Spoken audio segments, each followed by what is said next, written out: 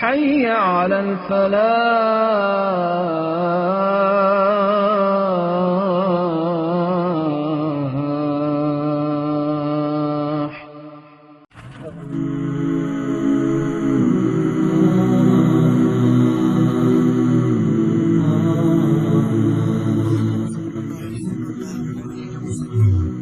کبھی غور کیا ہے کہ اگر اس پوری کائنات کا نظام صرف اور صرف ایک ہی خالق کے ہاتھ میں ہے تو پھر انسانی فطرت کیوں بار بار دوسرے محافظوں اور سفارش کرنے والوں کی تلاش میں بھٹکتی رہتی ہے؟ خیر، آج کی اس تفصیلی وضاحت میں ہم سورہ الزمر کے انہی گہرے موضوعات کو سمجھیں گے۔ ہم دیکھیں گے کہ خالص ایمان اصل میں ہے کیا اور خدا کی مکمل حکمیت آخرت میں کیا معنی رکھتی ہے۔ یہ جو سوال ہے نا، یہ کوئی عام تاریخی مسئلہ نہیں ہے، بلکہ ایک بہت ہی گہری نفسیاتی الجھن ہے۔ دراصل بات یہ ہے کہ ہمارا ذہن آخرت کی اس آخری جواب دہی اور مکمل تسلیم و رضا سے بچنے کے لیے کوئی نہ کوئی شارٹ کٹ یا نئے راستے ڈھونڈنے کی کوشش کرتا ہے۔ تو چلیے اس پیچیدہ متن کو سمجھنے کے لیے ہم 5 بنیادی موضوعات پر غور کرتے ہیں۔ پہلا، خالص اطاعت کے مقابلے میں شرک۔ دوسرا، خالق کی مطلق حکیمیت۔ تیسرا، سفارش کا دھوکہ۔ چوتھا، مظلومین کی دھرس۔ اور پانچواں اور آخری، دا فائنل ججمنٹ، یعنی آخری فیصلہ۔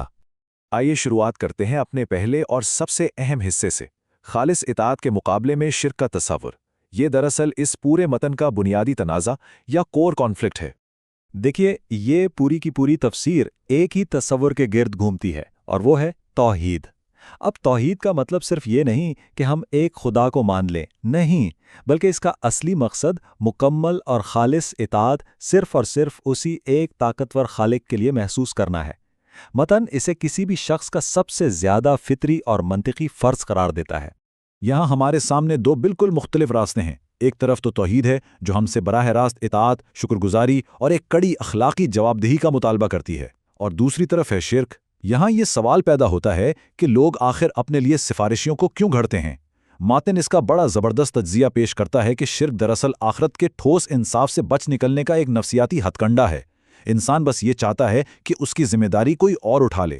اب آتے ہیں دوسرے حصے کی طرف، خالق کی مطلق حکمیت اور اس پوری کائنات میں بکھری ہوئی اس کی واضح نشانیاں۔ متان اس بات کو ثابت کرنے کے لیے بڑے ہی خلی اور فطری نشانیوں کا سہارا لیتا ہے۔ سوچئے، زمین و آسمان کا کسی عظیم مقصد کے لیے وجود میں آنا، دن اور رات کا وہ ناپا توڑا اور بالکل وقت پر تبادلہ، مویشیوں کی 8 مختلف اقسام کی تخلیق، اور یہاں تک کہ ماں کے پیٹ میں 3 تاریکیوں یعنی 3 فولڈ ڈارکنس کے اندر آہستہ آہستہ انسانی جسم کا بننا، یہ سب باتیں اس بات کا منہ بولتا ثبوت ہیں کہ خالق ایکٹیولی اور ہر لمحہ اس کائنات کی ایک ایک باریکی کا خود انتظام کر رہا ہے۔ یہاں سے ہم تیسرے موضوع میں داخل ہوتے ہیں، سفارش کا دھوکہ اور جھوٹے محافظوں کا تصور۔ اس بات کو دماغ میں بٹھانے کے لیے ایک بہت ہی خوبصورت مثال دی گئی ہے۔ ذرا تصور کیجئے، ایک غلام ہے جس کے کئی آقا ہیں، اور مسئلہ یہ ہے کہ ان سب کے مطالبات آپس میں ٹکراتے ہیں۔ ایک کچھ کہتا ہے، دوسرا کچھ اور۔ کیا وہ غلام کبھی دل کا سکون پا سکتا ہے؟ بالکل نہیں۔ اس کے برعکس ایک اور غلام ہے جس کا صرف ایک ہی آقا ہو، وہ بالکل یکسو اور مطمئن ہوتا ہے۔ ٹھیک اسی طرح انسانی فطرت کئی متضاد معبودوں کو خوش کرنے کی کوشش میں کبھی سچا اطمینان حاصل کر ہی نہیں سکتی۔ اور اسی لیے متن ایک بڑا ہی مطلق اور قطعی اعلان کرتا ہے، سفارش مکمل طور پر خدا کے ہاتھ میں۔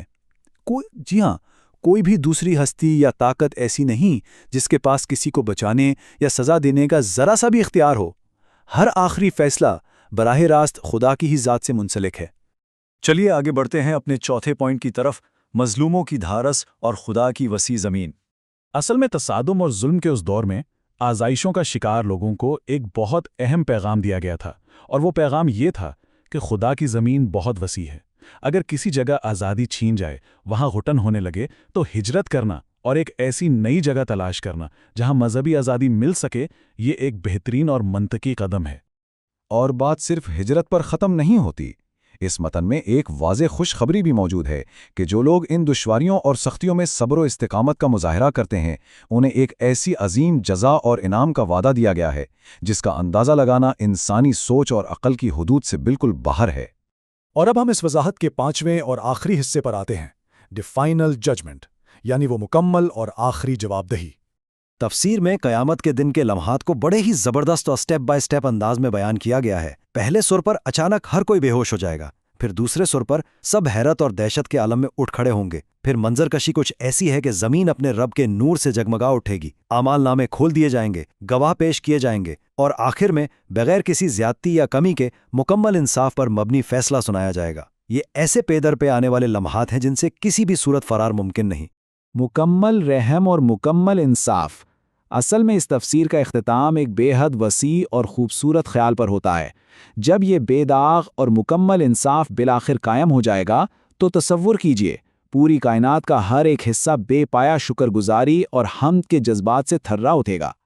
آج کی اس وضاحت کو ہم ایک آخری اور بہت ہی گہرے سوال پر ختم کرتے ہیں۔ سوچئے، اگر مکمل انصاف کا تقاضا یہ ہے کہ ہر ایک عمل کی براہ راست بغیر کسی سفارش یا ڈھال کے جوابدہی کی جائے، تو کیا انسانی فطرت سچ میں اپنے بنائے ہوئے ان فرضی محافظوں کو چھوڑنے کے لیے تیار ہے؟ یہ وہ کشمکش ہے جو عمر بھر کے لیے ہمیں ایک نیا نظریہ فراہم کرتی ہے۔ اس پیچیدہ متن اور ان گہرے تصورات کو سمجھنے کا یہ سفر بے حد دلچسپ رہا۔